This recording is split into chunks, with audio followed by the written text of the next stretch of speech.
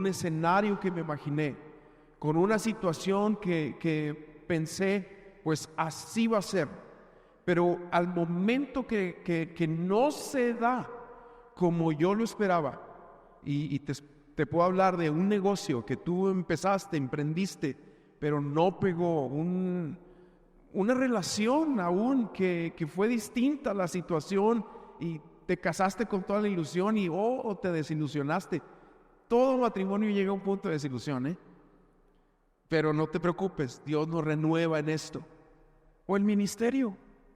Muchas personas he conocido que empezaron y iban con todo el ímpetu, todas las ganas, pero no resultó como ellos lo esperaban, y entonces viene esto de la desilusión. Pero la raíz está en que yo pensé, yo creí, yo me imaginé. Sí.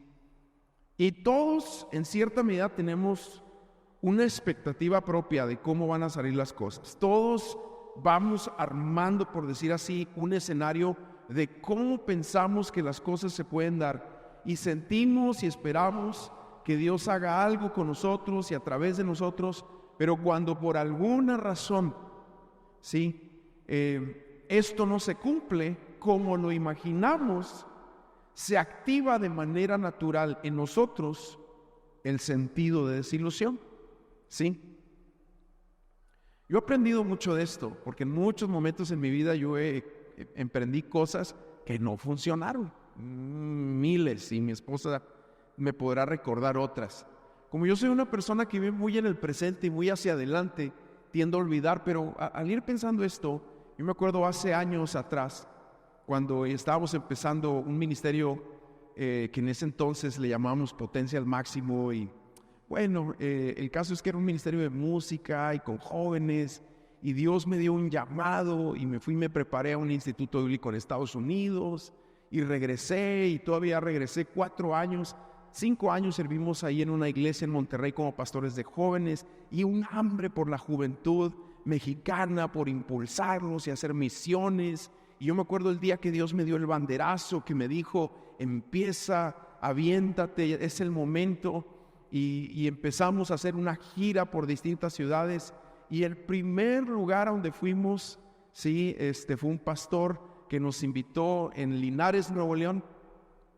Me dice, no se preocupen, ya aparté la fecha del teatro de la ciudad, un teatro como para unas, no sé, 400, 500, 600 personas, no sé cuánta gente cabe. Me armé de todo un equipo de muchachos, llenamos varias camionetas de equipo de sonido, y me acuerdo muy bien, estamos todos preparándonos para salir, hicimos un círculo, nos tomamos de las manos, oramos, terminamos la oración, y apasionadamente, como un joven de 27 años, le digo a todos que están por ahí, vamos a alcanzar naciones. Fue profético porque ahora lo estamos haciendo, pero a los 27 años uno habla más de presunción que en realidad de fe. En mi caso, yo sé que hay aquí algunos de 27 muy maduros. Total que vamos así con toda la fe a Linares, llegamos, desembocamos ahí en el lugar, empezamos, nos acomodamos, hacemos la prueba de sonido, y a ese primer evento asistieron 13 adolescentes que llegaron regañados, y 3 mamás que se sentaron como filas atrás para asegurarse que no se fueran a ir. Y ese fue nuestro primer evento, con 13 chavos. Y regresas el domingo, llegué a casa y así completamente sacado de onda. ¿Qué pasó? Yo pensé, yo me imaginé, y no les platico todo lo demás.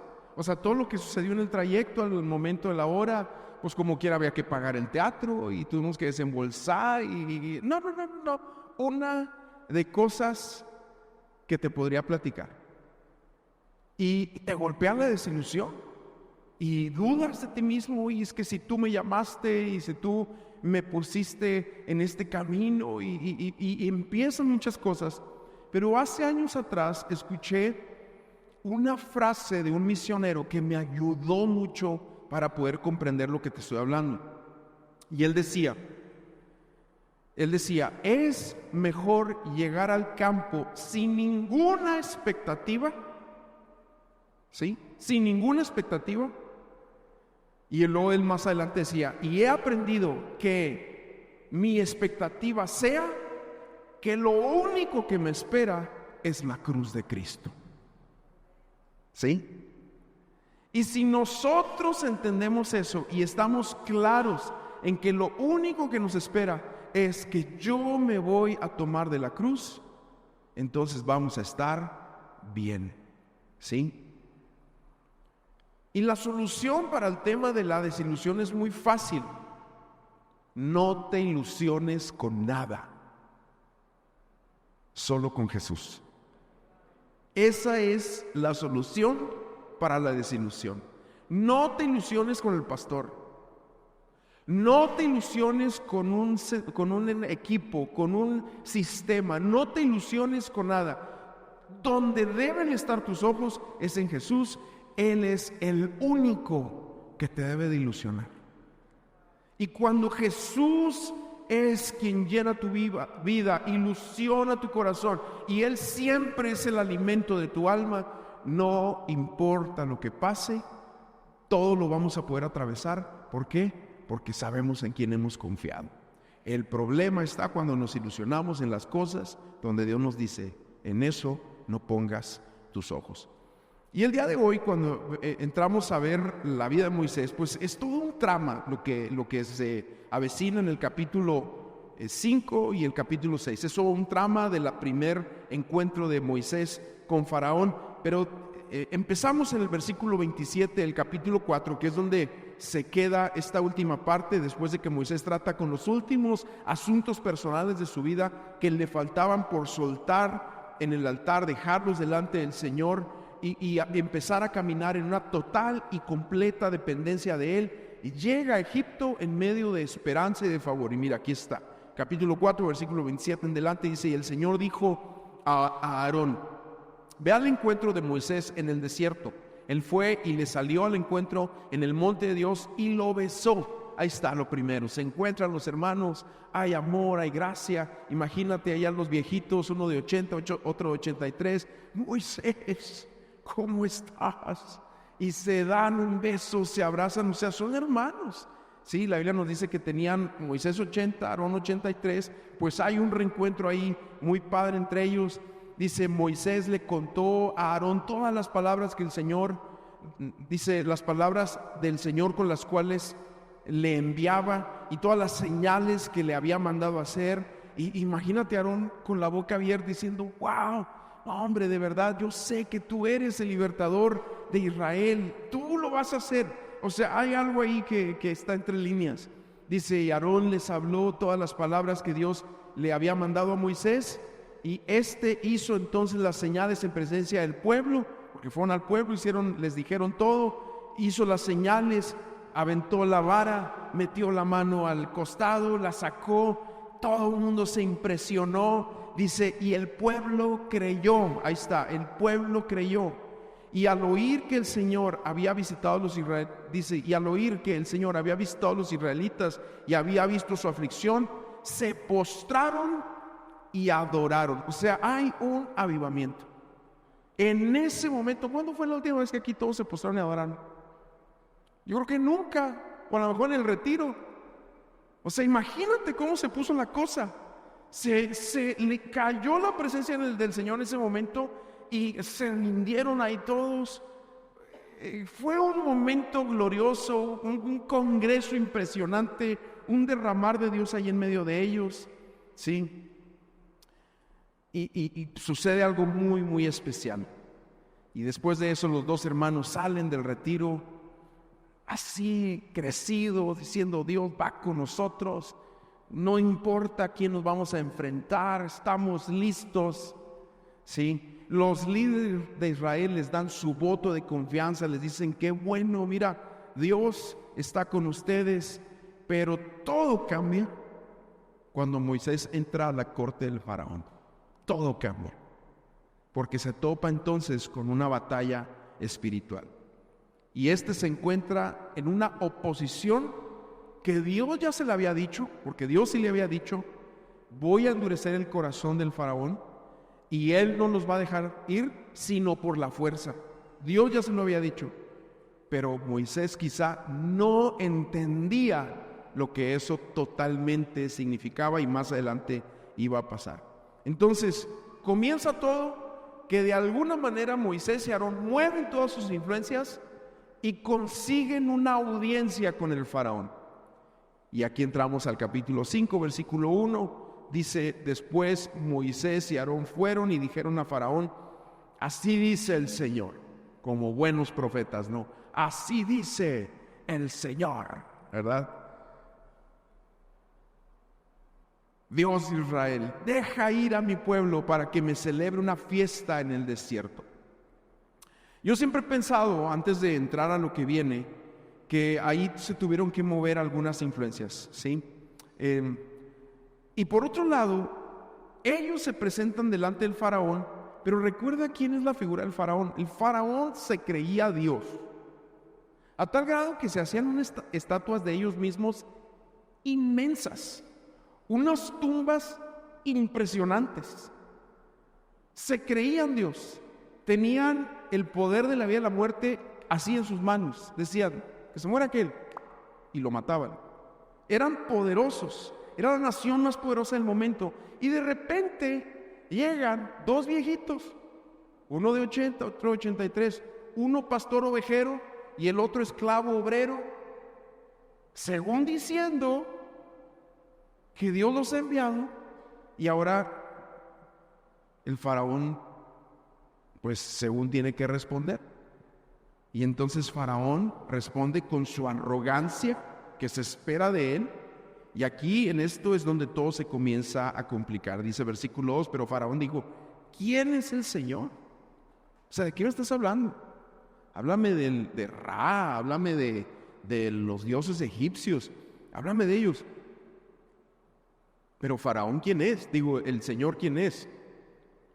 Dice: ¿quién es el Señor para que yo escuche su voz y deje ir a Israel? No conozco al Señor y además no dejaré ir a Israel. ¿Sí? Yo no sé si en alguna ocasión tú llegaste con alguna propuesta de algo y te mandaron por un tubo.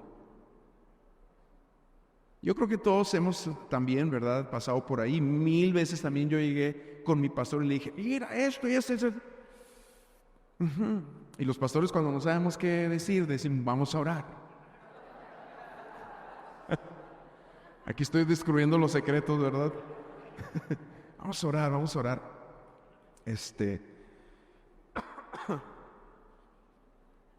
Y bueno, el caso es que todos hemos pasado por esas situaciones.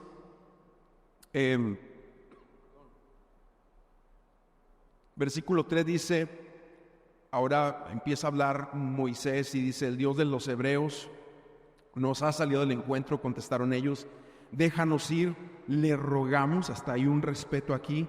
Camino de 3 días al desierto para ofrecer sacrificios al Señor nuestro Dios, no sea que venga sobre nosotros con pestilencia o con espada. Ahora, esto que está repitiendo Moisés aquí es exactamente lo que Dios le dijo que dijera de acuerdo al capítulo 3, versículo 18. Son las mismas palabras. Moisés, ¿qué está haciendo en ese momento cuando Faraón dice: ¿quién es Dios? ¿Por qué los voy a dejar salir? Olvídense. Entonces él recuerda: Dios me dijo que le dijera eso. Y se lo avienta a Moisés las mismas frases, pensando que iba a ser más difícil. Quizá no se imaginaba la oposición que iba a haber.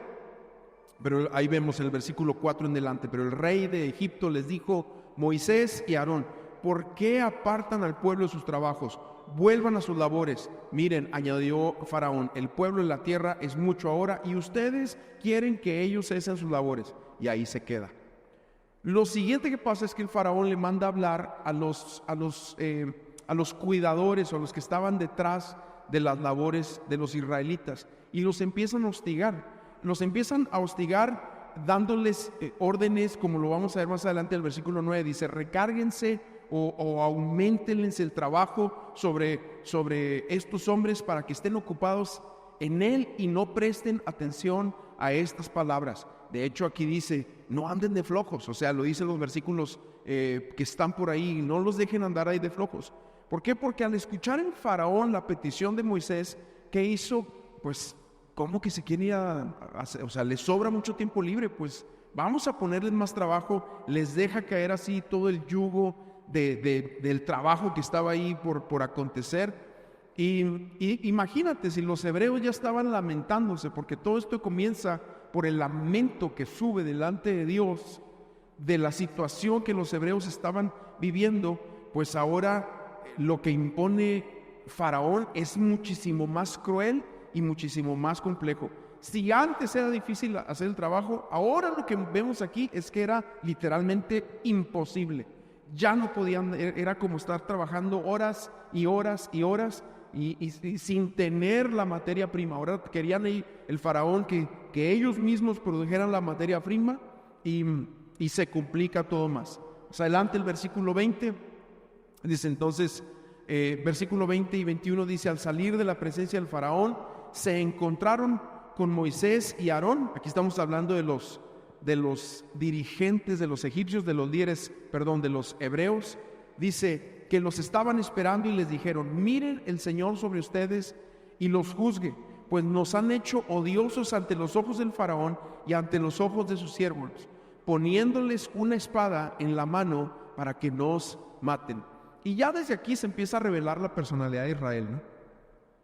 Porque primero acaban de atravesar por un avivamiento, se postraron y adoraron y estaban así con todo, y ahora les están reclamando: pues miren, ahora nos hicieron odiosos delante del Faraón.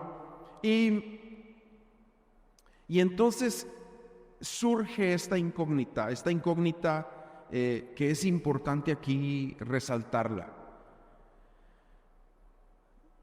Y creo que todos hemos atravesado por ahí. Creo que Moisés y Aarón hicieron esto con todo su corazón, pero siempre cuando hacemos las cosas bien hay un cierto porcentaje de ser malinterpretados. Yo no sé cuántos de ustedes han atravesado por una situación donde tú hiciste algo de todo corazón, lo trataste de hacer bien, pero te malinterpretaron. Y el tema de la malinterpretación es como que hiere hasta los huesos, ¿sí? Porque intentas hacer lo correcto, como te decía, intentas hacer las cosas bien, pero termina siendo un tanto doloroso. Y ser incapaz de cambiar la forma de pensar de quien está malinterpretando, ¿sí? O de quien está tomando lo que tú hiciste como una malinterpretación, es un sentimiento que todas las personas que van a servir al Señor de repente tienen que aprender a vivir con Él. Si tú vas a estar en el liderazgo cristiano, de repente hasta tienes que hacerte la piel un poquito más gruesa, sin endurecer el corazón, entendiendo que pueden haber momentos donde se te va a malinterpretar. Sí, porque el tema de la malinterpretación a veces es un tema de óptica. Y en ocasiones la óptica de quienes reciben una instrucción o una visión o un proyecto o lo que sea, si no está su corazón limpio, si no están ellos bien en cierto sentido, se puede fácilmente malinterpretar. Ahora, te voy a ser bien honesto, no hay líder, no hay persona, no hay en la empresa, en la industria, en una escuela, en el ministerio, en la iglesia, no hay líder que mantenga una posición de privilegio demasiado tiempo. ¿Sí? Siempre va a llegar alguien que se va a desilusionar de ti o te va a malinterpretar o lo que tú quieras. Eso es muy normal. Pero la persona, el líder en este caso, estamos hablando de Moisés y este es un ejercicio obviamente de liderazgo, pero el caso de Moisés y el caso de cualquier líder, debemos de estar preparados en todo momento, sí, a recibir ayuda de quienes están contigo, de quienes te están apoyando en cualquier equipo, lo que sea, pero a final de cuentas debes de tener los suficientes recursos internos como para que tú, ¿cómo te explico? Como para que tú en tu interior estés dispuesto a enfrentarte a cualquier oposición, como en el caso de Moisés, sabiendo que no todo el mundo va a aplaudir lo que tú haces, como en el caso de Moisés, y y estar confiado en que el Señor y tú son mayoría. ¿Sí? Tú y Dios son mayoría. Y eso es algo que muchas veces, si tú vives con temor a la gente, al qué dirán, temor a los hombres, tú tienes que entender que en algún punto tú vas a ser malinterpretado. En algún punto no se te va a entender. En algún punto tú vas a tratar de hacer las cosas lo mejor que puedes, pero no te van a entender. Va a haber una mala interpretación de esto, pero debe de haber un recurso suficiente en el interior como para saber y estar confiado en lo que Dios te ha hablado, en lo que Dios te ha dicho. O sea, en otras palabras, y así como lo estamos viendo en Moisés, el líder debe de estar preparado para no tener a nadie sino a Dios nada más, y con eso le baste. ¿Sí? Fíjate lo que pasa a continuación, versículo 22. Dice, entonces Moisés se volvió al Señor, porque ahí estaba su refugio, ahí estaba su fuente, su manantial. Dijo, oh Señor, ¿por qué has hecho este mal a este pueblo? ¿Por qué has hecho mal a este pueblo? ¿Por qué me enviaste? Claro, ¿verdad? Es una oración muy, muy humana. A veces les ponemos a los hombres de la Biblia como que casi alitas y aureola aquí para casi lo vemos como infalibles. Pero sí o no, ¿te suena familiar esta oración? Sí o no, es algo que continuamente tendemos nosotros a traer delante de Dios. Casi me puedo imaginar a Moisés ahí derramando algunas lágrimas, pero simplemente el corazón derramado de un hombre que se topa con una tremenda oposición. Y cuando esto se da, hay dos palabras que surgen, el por qué y el cómo, ¿sí? Dos palabras que surgen, ¿por qué? ¿Por qué a mí? ¿Por qué yo? ¿Por qué esto? ¿Por qué no está funcionando? ¿Por qué no se está dando? ¿Por qué no está resultando? Y hay muchos porqués ahí que pueden surgir a nuestra mente. Y el cómo. ¿Cómo voy a salir de esto? ¿Cómo lo voy a solucionar? ¿Cómo le voy a hacer? Y Dios le contesta en el capítulo 6, versículo 1. Brincamos hasta allá. El Señor respondió a Moisés y le dice, ahora verás lo que haré a Faraón, porque por la fuerza los dejará ir. O en otras palabras, a fuerzas los va a dejar ir. Y por la fuerza los echará de su tierra. En otras palabras, Dios le está diciendo a Moisés, hijo, abróchate el cinturón, apenas estoy empezando. Apenas esto va a comenzar. Y tú tienes que estar preparado para esto. Tú no puedes, si tú vas a servir al Señor, si tú tienes una encomienda, si tú vas a entrar a un puesto de liderazgo, miren, algunos de ustedes sirven en la industria, trabajan, tienen puestos más altos. Todos ustedes saben que cada día hay oposición. Y cualquiera que está en un puesto de liderazgo sabe que no es un picnic, no es todos aquellos de ustedes que están, como decimos, partiéndosela allá afuera, pelándose el lomo allá afuera, saben que así es. No esperemos que todo se nos acomode, no esperemos a que todo esté mejor. Pensar que el cristiano se le va a abrir la puerta así como si nada y todo el mundo le va a decir qué bueno, bienvenido, no va a suceder. A la gente de afuera no le importa que tú eres cristiano. Al que le importa es a ti, y al que le importa la actitud en lo que estás atravesando es a Dios. Por eso no podemos salir quejándonos y ay, ¿por qué a mí esto? ¿Y por qué? Es que no puedo. Y es que mi jefe me hizo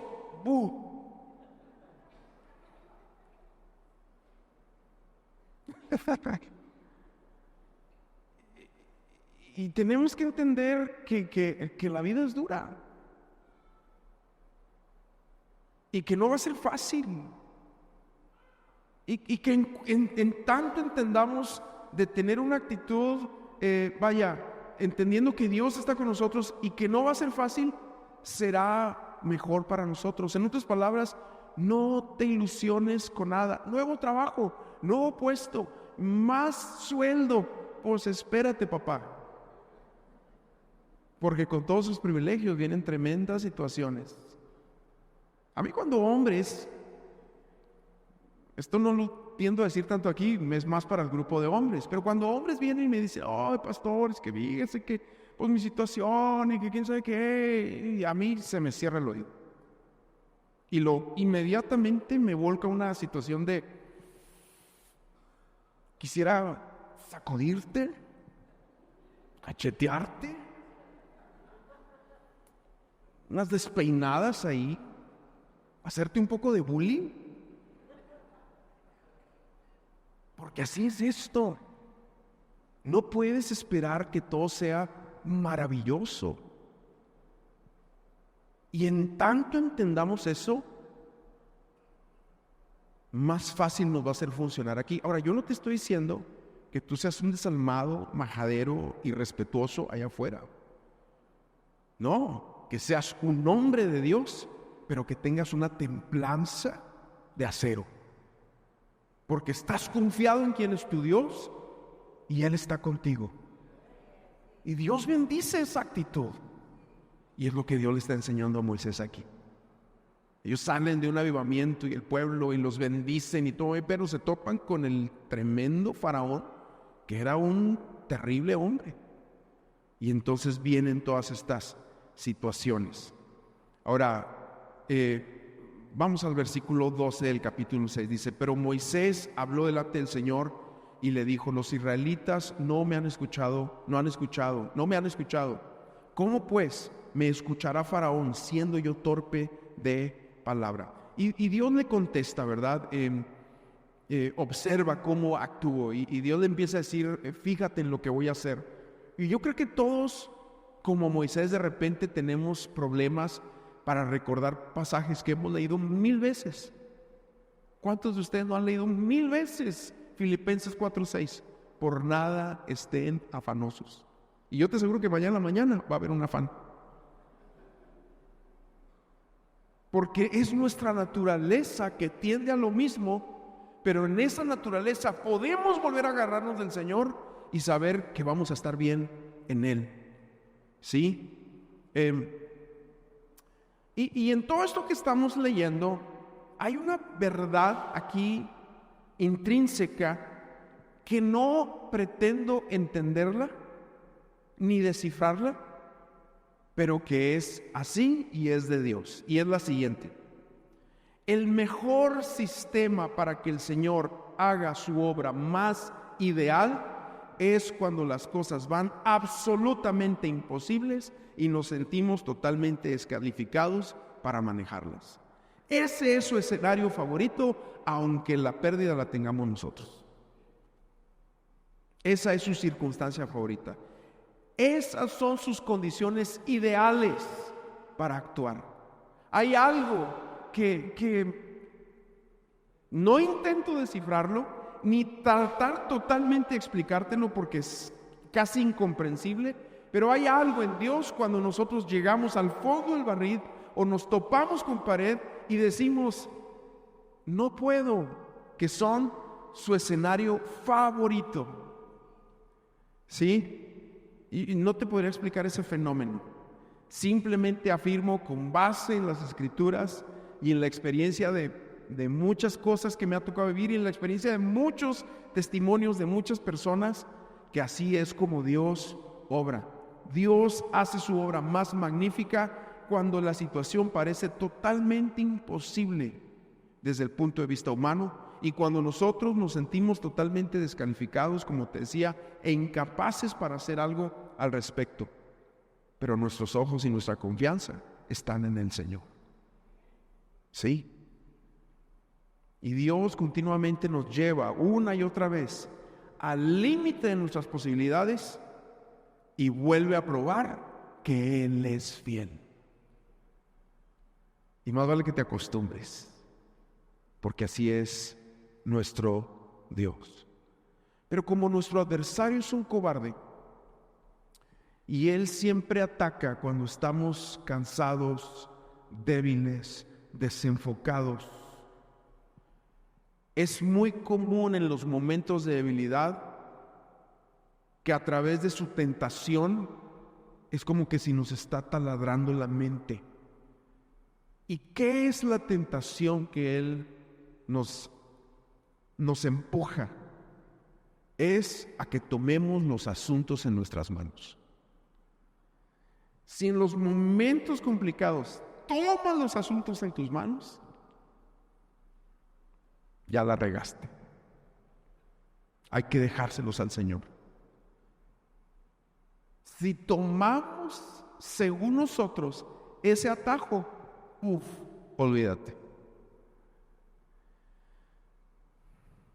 Capítulo 6, versículo 1, ya lo leímos. Dice: entonces el Señor respondió a Moisés: ahora verás lo que haré a Faraón, pues por la fuerza los dejará ir y por la fuerza los echará de su tierra. Versículo 6. Por tanto, dile a los israelitas: yo soy el Señor, y los sacaré de debajo de las cargas de los egipcios. Los liberaré de la esclavitud y los redimiré con brazo extendido y con grandes juicios. Los tomaré a ustedes, pueblo mío, y yo seré su Dios.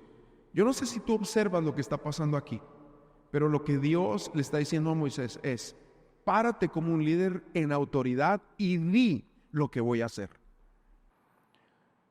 Y yo no sé cuántos de ustedes tienen que pararse en autoridad en ciertas cosas de sus vidas y decirles y hablarles a esas cosas de sus vidas quién es el Señor.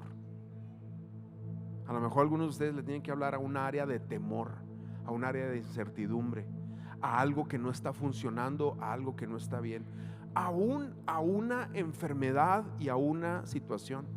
Yo sé que no somos mucho de declarar y de proclamar y de decretar y ese tipo de cosas, pero sí hay días para hacerlo. No lo hacemos todos los días, y no me levanto decretando y declarando todo, porque también no quiero caer en una vida supersticiosa fuera de la realidad.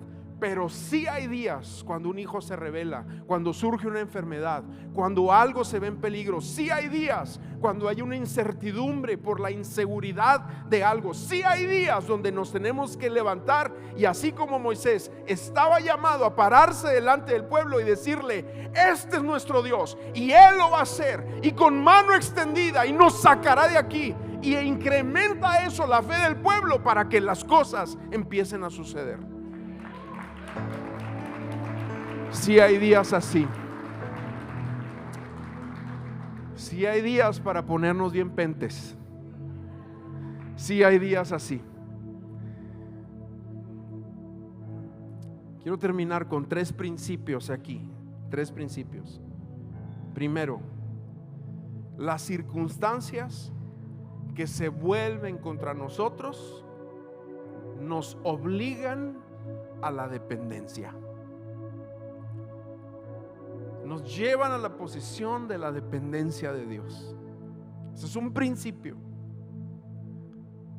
Mucha gente, lamentablemente, así tiene que regresar a los pies de Cristo. Andan bien mal, distraídos, apartados. Pero las circunstancias que muchas veces Dios permite, no que las mande, porque algunas son malas, pero las permite, son porque Dios en su providencia sabe que vamos a volver a Él y vamos a depender de nuevo de nuestro Dios.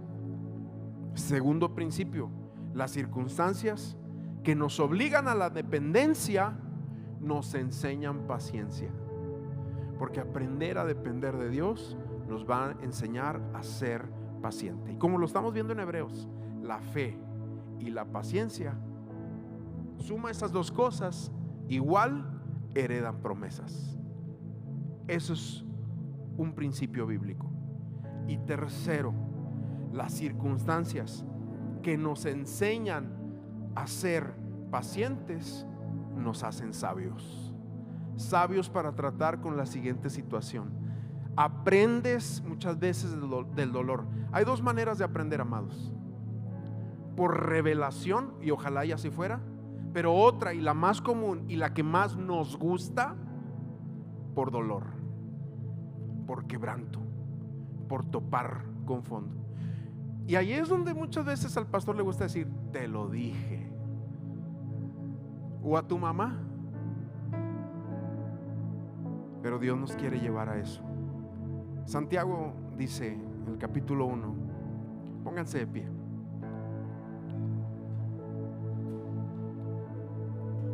Versículo 2 dice: tengan por sumo gozo, hermanos míos, cuando se hallen en diversas pruebas. Es casi ilógico gozarnos cuando estamos atravesando por pruebas. Ilógico.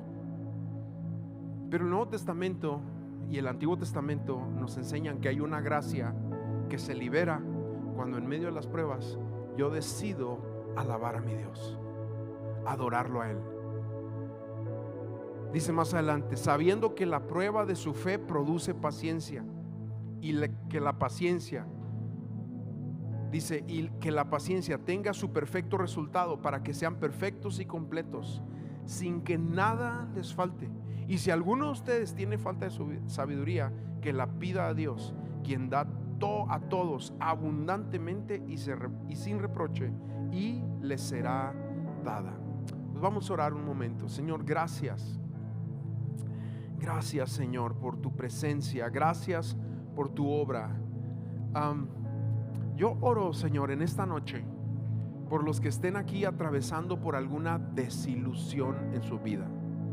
Algo que ellos pensaron, se imaginaron, creyeron, pero no se dio así.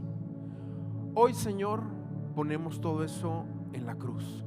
Hoy bajamos nuestra expectativa de las cosas de esta vida y ponemos nuestra esperanza en el Dios eterno, en el único que nos puede sostener en medio de las dificultades, en ti, en ti. Pero si hay alguien aquí atravesando por desilusión, ahí donde estás, levanta tus manos al Señor y dile: hoy pongo mi confianza en ti. Ahí, levanta tus manos. Pongo mi confianza en ti. Suelto delante de ti mis cargas. Suelto delante de ti mis cargas. Hoy pongo mi confianza en ti.